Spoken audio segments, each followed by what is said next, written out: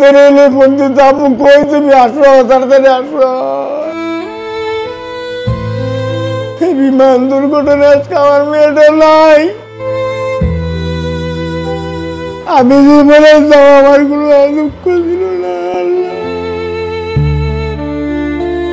শোনেন কি বলবো, আমার মেয়েটা অনেক কষ্টের মেয়ে। ওর আম্মু হাই প্রেশারের কারণে আমার মেয়েটা সিজার করে বাইকেরা 2 মাস 14 দিন আমি হসপিটালে রাখছি, গ্লাসের ভিতরে। ওর মায়েরও রাখছি 14 দিন। আমার মেয়েরা তিলে তিলে কত কষ্ট করছি আমি এই মেয়ের জন্য। বিমান দুর্ঘটনা, আজকে আমার মেয়েটা নাই। আমার মেয়েরা আমি কত জায়গায় খুঁজছি, পাই না। পরে আমার এক বড় ভাই মিঠু করে নাম, সে আমার ফোন দিয়েছে, ফারুক ভাই। RICL TMX, যুগের পর যুগ স্থাপনা থাকে মজবুত। আপনি একটু CMS এ যান, আমার 3টা মেয়ে, আমার ছেলে নাই। এটা আমার ছোট মেয়ে।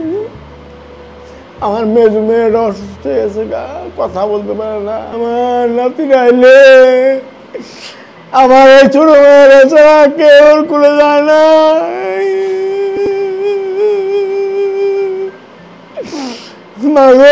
তুমি কই গেল?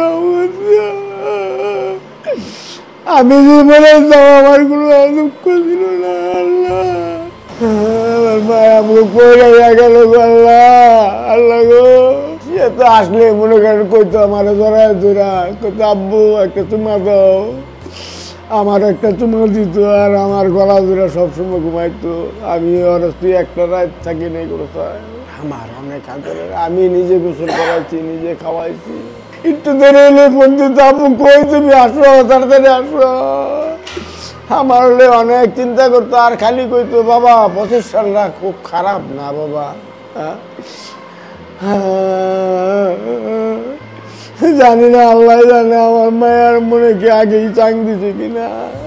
আমি কইছি না বাবা, আল্লাহ ভরসা, সব কিছুর মালিক তো আল্লাহ, সব কিছুর মালিক আল্লাহ, আল্লাহ সব ভাগ করে দিব। আমি কত কষ্ট করছি এই মেয়ে নিয়ে, তারপরে আমি মেয়েকে কষ্ট দিই জীবনে। আমি নিজে কষ্ট করছি, তারপরে আমার প্লানটা আমি কষ্ট দিই। তুমি আমার উপরে ফালাইতে আল্লাহ, তারপরে তো আমি বুঝলাম আমার মেয়েটা পাইছে মাত্র জীবন শুরু।